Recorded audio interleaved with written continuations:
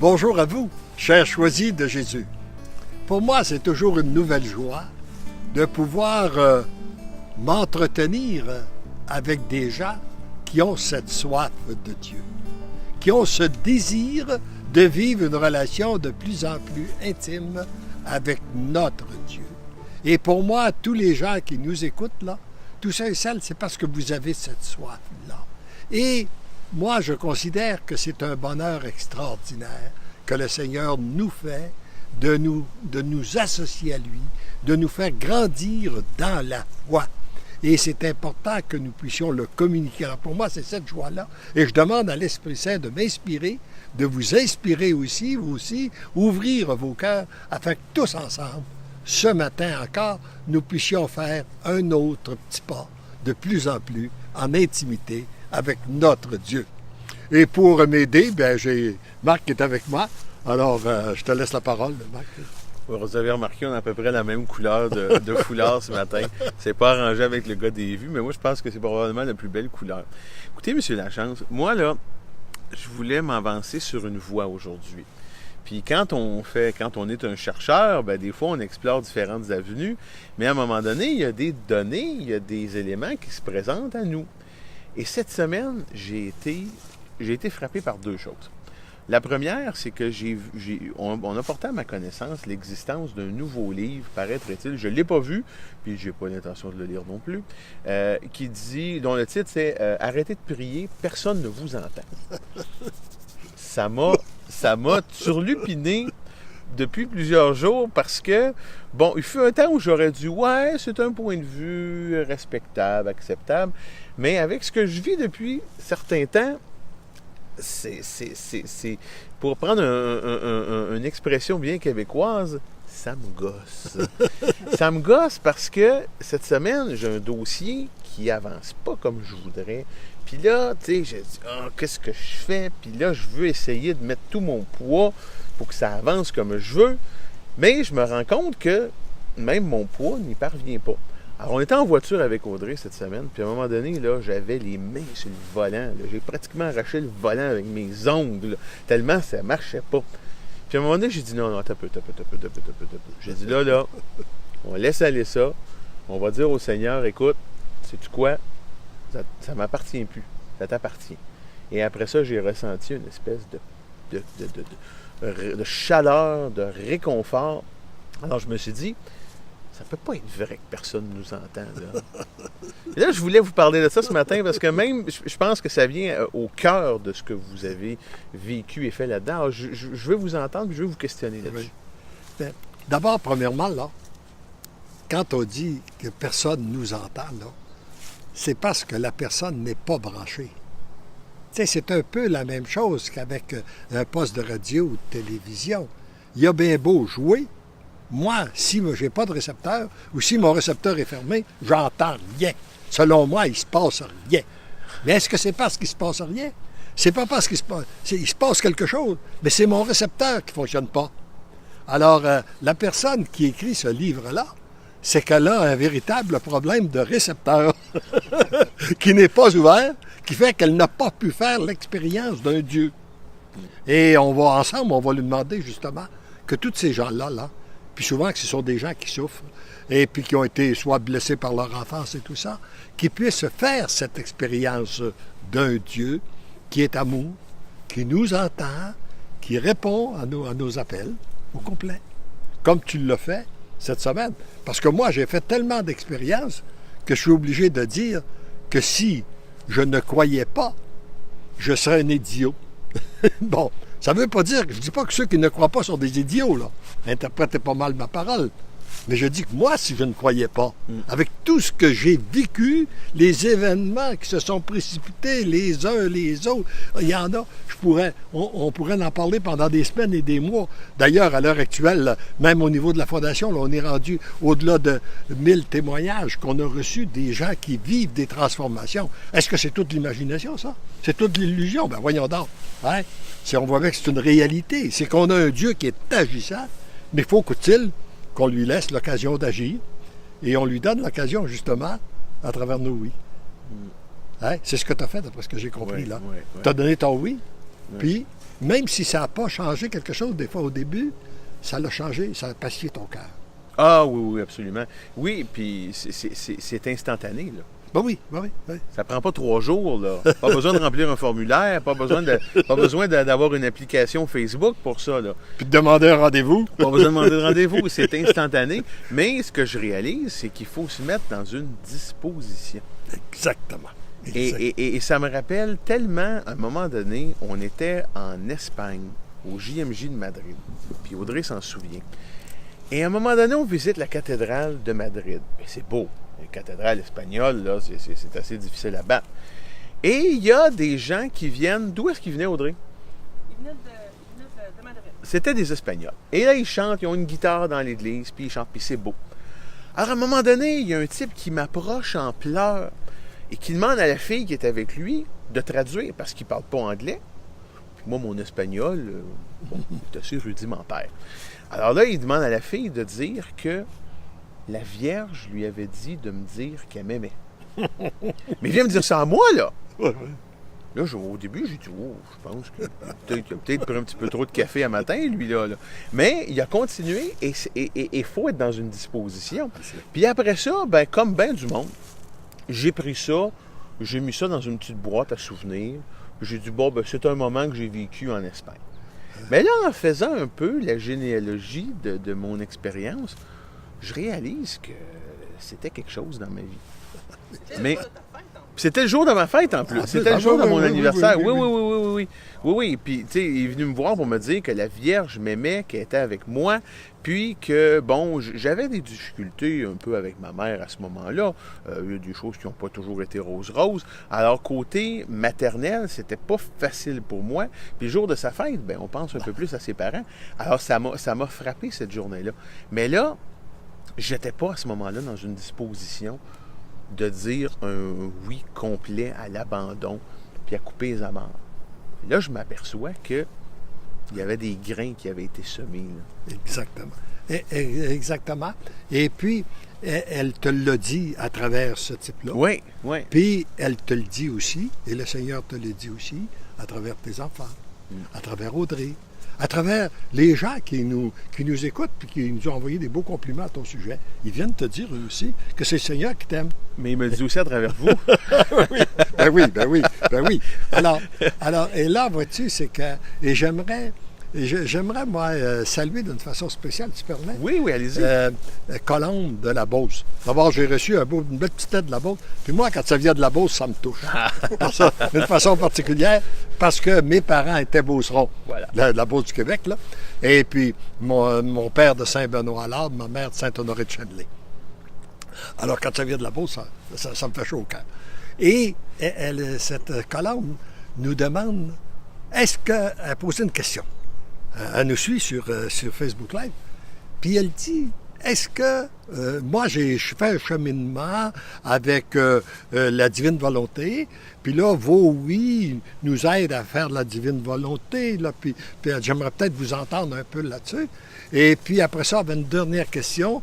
Est-ce que le dire oui au Seigneur, si je dis oui tous les matins, est-ce que c'est ça, dire oui au Seigneur? Si je dis oui tous les matins en me levant. Bon. Alors, je veux vous exprimer mon opinion là-dessus, parce que pour moi, entre les choisis de Jésus puis la divine volonté, dire un oui total, inconditionnel et irrévocable à Dieu, c'est la même chose que décider de faire la volonté de Dieu, d'entrer dans la volonté de Dieu. Pour moi, c'est du pareil au même. C'est des chemins qui sont un petit peu différents pour nous permettre, parce que le Seigneur, ce qu'il veut finalement, puis ce qui est important pour chacun de nous, c'est que la volonté de Dieu se fasse sur cette terre. Hein? Puis pour ça, il faut qu'elle se fasse à travers nous. Fait que nous autres, il faut qu'on renonce à notre volonté. Puis ça, c'est des chemins qui sont différents, puis qui sont complémentaires les uns des autres. Maintenant, j'ai réfléchi à sa question. Dire oui le matin, en se levant, est-ce que c'est ça, dire oui à Dieu? Puis j'en suis arrivé à la conclusion, je dirais que c'est un début pour dire oui à Dieu. Parce que si je dis oui à Dieu en me levant le matin, puis qu'après que je suis reparti, il arrive quelque chose, quelqu'un me dit « Ah non, ça ne se passera pas de même, et puis moi, c'est pas question. » Bon. Alors que je monte, que je grimpe des rideaux, parce qu'il se passe quelque chose qui ne fait pas mon affaire. Aux barricades, oui. Moi, je suis pas sûr que c'est la volonté de Dieu là, qui s'exprime. J'ai beaucoup de doutes. J'ai beaucoup de doutes en moi. Alors, et d'ailleurs, on a, ici je reprends les enseignements des choisis de Jésus dont tu as dans ce livre-là.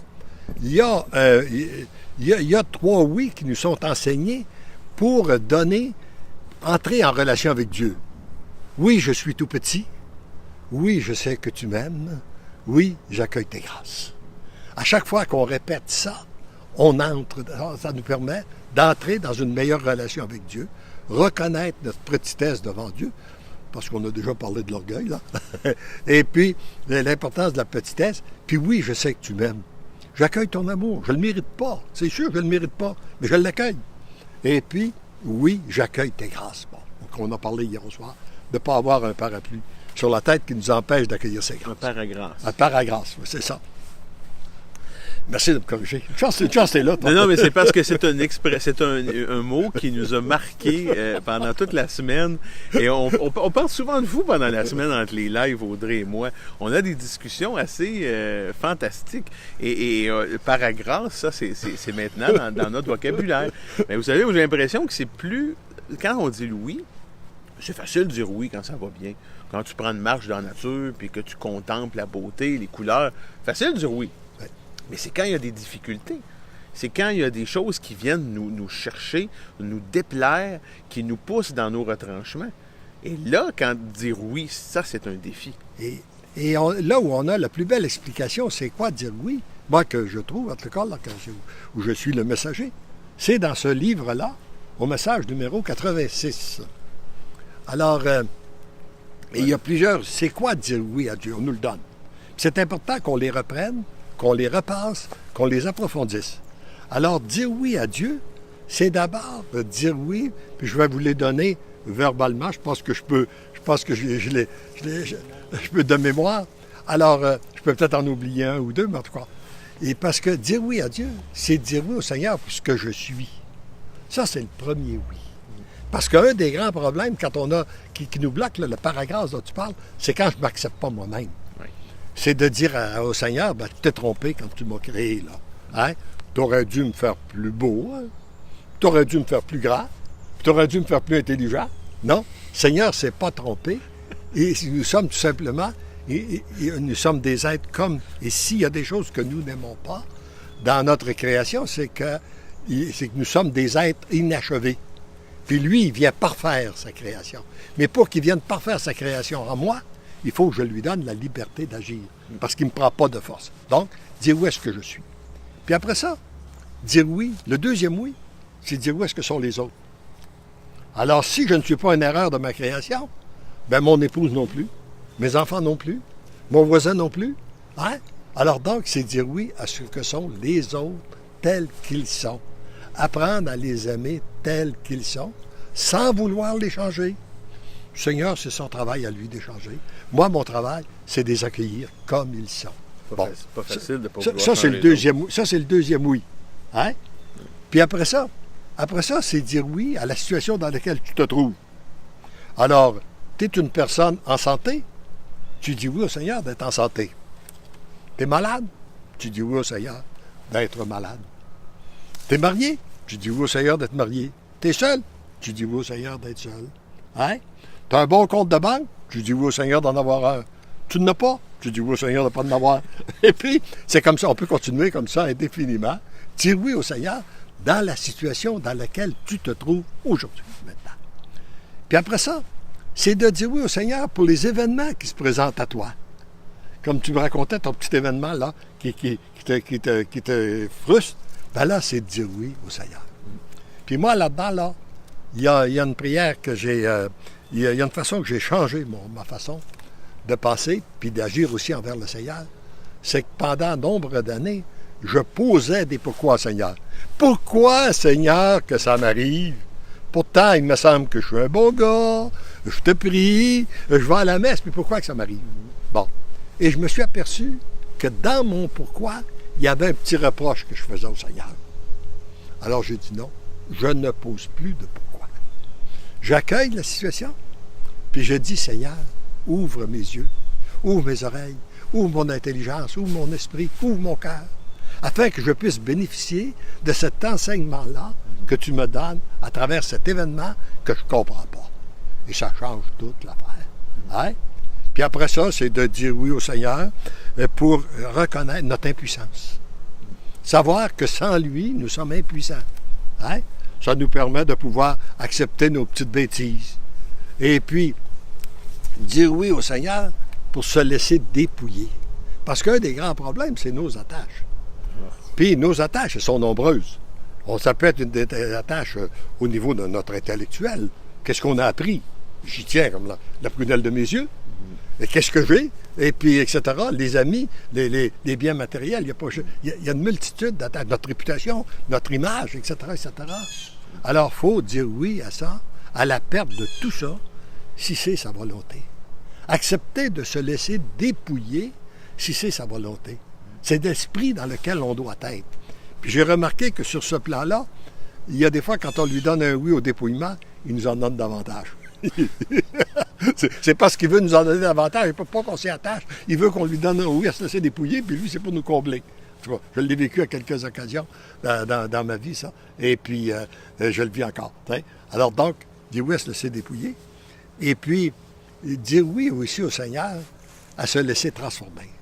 Parce que le but ultime de notre vie de foi, c'est d'être baptisé, en tant que baptisé, c'est d'être transformé par l'amour de Jésus. Mais pour ça, puis je dirais qu'il y a une certaine difficulté souvent à nous transformer à cause de nos différents tempéraments. Puis si on pouvait se comparer à des automobiles, là, je vous dirais que par tempérament, il y a des gens qui sont toujours embrayés d'avant. On leur dit quelque chose, puis whoop, c'est parti. Il y en a d'autres qui sont toujours embrayés de reculons. Non, non, non, non, non, pas moi, pas moi, pas moi. Puis il y en a d'autres qui sont sur le frein, et puis... C'est le break à bras. Oui, oui, en complet, puis au pied aussi, les deux. Et puis moi, je suis comme ça, puis vous ne me dérangerez pas, surtout pas à mon âge. Bon. Quand on est dans l'une ou l'autre de ces positions-là, j'ai trop étudié, j'ai trop fait ci, j'ai trop fait ça, j'ai trop de connaissances pour que vous vouliez me changer, donc je ne me changerai pas. Bon, si tu ne veux pas changer, reste de même. Hein? Mais sauf tel que tu es. Moi, des fois, j'ai dit à quelqu'un, si tu ne veux pas changer, si tu ne veux pas te laisser transformer, c'est peut-être que tu n'as pas encore assez souffert. Continue à souffrir. Puis quand tu auras assez souffert, peut-être tu diras oui au Seigneur pour qu'il te change. Pour accepter le changement qui s'impose. Ouais. Alors, bon. Et puis, pour se laisser dépouiller, pour être capable puis se laisser transformer, se placer au neutre ou au point mort, comme disent nos amis français, là, pour se laisser avancer, reculer, tasser, changer notre opinion. Puis enfin, dire oui au Seigneur, c'est de reconnaître qu'il y a une seule chose qui est importante, c'est la volonté de Dieu. Tout le reste, là, c'est sans importance, sans importance, sans importance. Message 86 du premier volume. Très, très inspirant. J'en ai-tu oublié? Tu dois surveiller parce que j'ai fait ça comme il faut. Oui, j'ai essayé de faire la correction pendant que vous progressiez. Là, puis je vais vous avouer qu'effectivement, vous êtes bon, vous donnez une bonne note. Mais vous avez raison, M. Lachance, c'est dans la souffrance qu'on est interpellé puis qu'on va chercher ce que ça nous prend pour nous propulser. Parce que quand tout va bien, pas de raison, on est confortable. On est assis, c'est douillet, c'est confortable, mais dans la souffrance, dans les épreuves, dans les choses qui viennent nous heurter, c'est là que le défi se trouve. Oui. Et c'est là réellement que se donne le oui. Alors donc, pour répondre à notre ami Colombe, là, le oui, c'est de donner un oui, c'est de le répéter maintes et maintes fois tout au cours de la journée. Ad nauseam. Oui le matin, mais oui à tous les événements, à tout ce qui se présente autour de la journée. Et en même temps, il faut parce qu'il faut protéger notre oui. Il y a besoin d'être protégé par des non. Tu ne peux pas dire oui à Dieu et dire oui à ce qui est contraire à sa volonté. Alors, si on te présente quelque chose, ou si la société, tu t'aperçois que la société dévie, embarque pas dans le courant de la société. Débarque de la société. Débarque de ce courant-là pour te dire non, moi, c'est pas moi. C'est pas mes valeurs, ça. La société s'en va là, mais moi, j'embarque pas là-dedans, là. Hein? Alors là, il faut être capable de dire non. Et on te propose quelque chose. Par exemple, il y a des gens qui savent que quand ils vont dans un débit de boisson, que ça leur occasionne des problèmes et puis qu'ils font des bêtises. Mais à un moment donné, il faut que tu dises non. Tu ne veux pas, là. Hein? Tu sais, c'est pas parce qu'on te propose d'y aller que tu vas y aller. C'est le même un peu à toutes les choses, à toutes les dépendances et tout ça. À un moment donné, il faut que la personne soit capable de dire non. Puis ça peut être aussi, parce que nos différentes dépendances, là, des fois, c'est pas toujours mauvais. Moi, j'en ai eu une que j'ai eu de la misère. Je peux me confesser un petit peu en public. C'est que j'aurais été un work alcoolique. J'aurais eu tendance à travailler des heures et des heures. Je me rappelle que même je me m'être dit, là, une réflexion stupide, là, stupide à mort. Là. Moi, là, si je n'avais pas d'enfants, je pourrais travailler comme je veux. Parce que j'avais l'impression que les enfants, la famille, m'empêchaient de faire le travail que j'aurais aimé accomplir. Mais c'est ma famille qui m'a sauvé. Ce sont eux qui m'ont sauvé. Et c'est quand j'arrivais à la maison, et puis que, surtout, puis Elisabeth était bien fine pour ça, là, quand elle voyait que quand j'arrivais à la maison, elle disait, papa arrive, puis là, tu vas sortir 2, 3 petits qui viennent se jeter dans tes bras. Ben là, t'as beau avoir un paquet de problèmes, tu viens de tout oublier, là. Hein? C'est ça, là. Alors, se replacer dans les valeurs, être capable de dire non à nos abus, peu importe les différentes sortes, pour avoir un équilibre de vie. Hein? Tu as besoin d'un temps de repos, tu as besoin d'un temps de conditionnement physique, tu as besoin, c'est de dire oui à ça, puis d'être capable de dire non aux abus. Là. Moi, je suis en train de me demander, M. Lachance, si vous m'espionnez. Je pense que vous m'espionnez. J'ai l'impression que vous avez mis des micros chez nous parce que ce que vous venez de dire, là, de pas avoir... j'ai des enfants, je suis pas capable de travailler comme je veux. C'est exactement comment je me sens ces temps-ci. Il y a des fois, le soir, là, le plus jeune ne veut pas dormir, la plus vieille, elle est en train de faire quelque chose dans le salon. Il y a juste la deuxième qui, elle, va se coucher toute seule. Mais les autres, là, c'est le carnaval. Puis là, des fois, là, je me mords des ongles, je dis « je suis pas capable de faire ce que je voudrais. » Ça me frustre, ça me fâche. Là, moi, je vous dis, vous m'espionnez. Je suis convaincu qu'il y a un micro chez nous. Persuadé. Non, ça veut dire qu'on a des tendances semblables. Puis c'est facile de bifurquer, là. Hein? Oui, mais il y a des fois que ça ne veut pas dire qu'on n'a pas des petites irritations. Puis là, il faut qu'on établisse nos choix. Hein? Par exemple, je vais donner un exemple. Moi, j'ai jamais été un amateur de la télévision. Mais j'arrivais, puis les enfants avaient leur programme. Parce qu'il y avait le programme, je ne pouvais pas leur parler. Hein? Bon, je peux pas leur... Non, écoute, là, je parle pas. Là, moi, il y avait une seule chose qui m'intéressait à la télévision, c'était les nouvelles.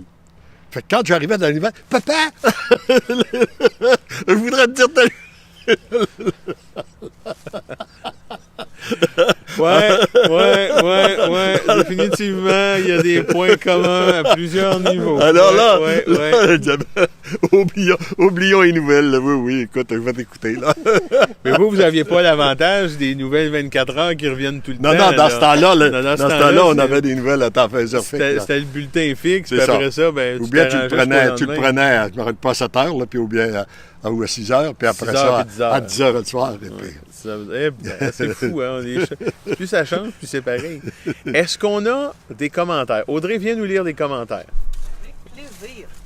Donc, on parlait justement d'accepter les différentes situations qu'on est en train de vivre. On a entre autres Jean-Col qui aimerait qu'on prie parce que son épouse a été opérée hier. Elle a eu une remonte d'organes puis elle a mal aujourd'hui. Donc, elle voudrait qu'on puisse prier pour lui. On a beaucoup de gens de Madagascar. On a Louise, on a Sabine de Paris, on a Rita. On a des gens de la Côte d'Ivoire, des gens qui nous remercient de les avoir avisés de se joindre à notre live. Donc, on est très contents pour ça. On a quelqu'un aussi qui voulait savoir, Hello Andrea, qui dit « Priez pour moi que ma foi ne faiblit pas dans tous ces moments de souffrance auxquels je dois faire face. » Et c'est quelque chose que je remarque souvent quand on fait les lives ensemble. Il y a une joie qui communique entre nous et qu'on tente de vous transférer. Puis on sait qu'on tente de vous transmettre. Merci beaucoup. Puis on espère que pendant ces lives-là, on puisse vous communiquer cette joie de vivre-là. Parce que ne se cachons pas, on vit chacun nos tourments, on vit chacun nos problèmes. Et quand on vient ici discuter avec M. Lachance, discuter avec l'équipe, on ne peut pas que se sentir autrement que soulevé dans la joie et dans l'amour. Puis c'est ce qu'on essaie de vous communiquer quand on fait les lives. Fait qu'on espère que vous nous ressentez quand on jase avec vous. Donc, c'est ça, dans le fond, que je voulais vous dire. Fait que je vous laisse continuer votre conversation. Oui. Et là, ce que je pense, c'est que tu as demandé de... Il y a une personne qui a demandé de prière. Et puis, j'aimerais que... Je pense qu'on devrait faire une petite prière ensemble avec tous les choisis de Jésus, tous ceux et celles qui vont écouter là, pour faire cette prière pour cette personne-là, dont j'ai oublié le nom, là, c'est Hello. Hello et Jean. Hello et Jean. Alors, et puis, toutes ceux et celles aussi qui souffrent et qui sont malades. D'abord, on va, et dans notre prière, je vous demanderai de vous joindre à moi pour que, ensemble, nous puissions offrir ces souffrances-là, les associer aux souffrances de Jésus. Toutes les personnes qui souffrent, là, toutes nos souffrances, nous les associons aux souffrances de Jésus, afin que par un miracle de son amour, elles soient transformées en grâce et en bénédiction sur l'humanité, sur chacun de nous, principalement sur toutes les personnes qui souffrent à travers le monde. Et je te demande, Seigneur Jésus, de venir les visiter à l'instant même, dans leur corps, leur cœur, leur âme et leur esprit. Viens guérir tout ce qui est blessé. Viens les libérer de tout ce qui n'est pas de toi. Libère-les de toute peur, de toute angoisse, de toute inquiétude, afin qu'ils puissent réellement se tourner vers toi et accueillir ton amour et se laisser transformer par ton amour. Et toi, Maman Marie, qui a un cœur de mère, eh bien, enveloppe-les de ton grand manteau, afin que l'ennemi n'ait aucune prise sur eux et qu'en toutes circonstances, ils soient obligés de fuir. Et demande donc, toi qui es la reine des anges en même temps que tu es notre cœur de mère, là, demande donc à nos saints anges et puis à tous les saints anges de les accompagner pour faire fuir les mauvais anges, puis qu'ils puissent réellement bénéficier de toutes les grâces que Jésus veut déverser dans leur cœur à l'instant même. Merci. Amen.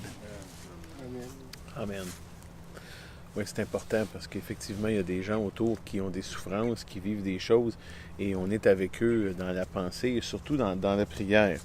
Écoutez, M. Lachance, c'est toujours un plaisir renouvelé. Ça passe toujours trop vite quand on est avec vous pour ces lives-là. Effectivement, on aime ça parce qu'il y a quelque chose qui communique, il y a quelque chose qui vient nous remplir de joie. Puis malheureusement, quand on doit se quitter, ben, c'est un peu une séparation. Mais en sachant qu'on va renouveler l'expérience, disons que ça nous rend heureux de pouvoir terminer parce qu'on va recommencer. Et je trouve ça tellement heureux que les moyens modernes nous permettent de communiquer ensemble à distance. Non seulement de se communiquer verbalement, là, mais d'être capable de se voir pour qu'on se soit avec les gens de l'Afrique, l'Europe, un peu partout à travers le monde. Là, il y a une communication. Et ça, je pense que c'est ce qui va faire que le monde va se renouveler très rapidement. Hein? Quand, par la transformation des cœurs. Il est dit d'ailleurs dans un des passages des volumes, quand le Satan va croire avoir gagné, il va se trouver complètement renversé par les cœurs qui sont transformés, qui n'ont pas fait de bruit. Alors demandons encore une fois ensemble à cette grâce que nos cœurs soient transformés, là. On va demander que notre foi grandisse à nous-mêmes, là, chacun de nous, et puis que nos cœurs soient transformés afin qu'ils puissent passer en travers nous pour rejoindre aussi ceux et celles qu'il veut rejoindre dans son plan d'amour. À la semaine prochaine, tout le monde. Merci. Et n'hésitez pas si vous avez d'autres questions, d'autres interrogations à nous soumettre. Ça va nous faire plaisir d'y répondre.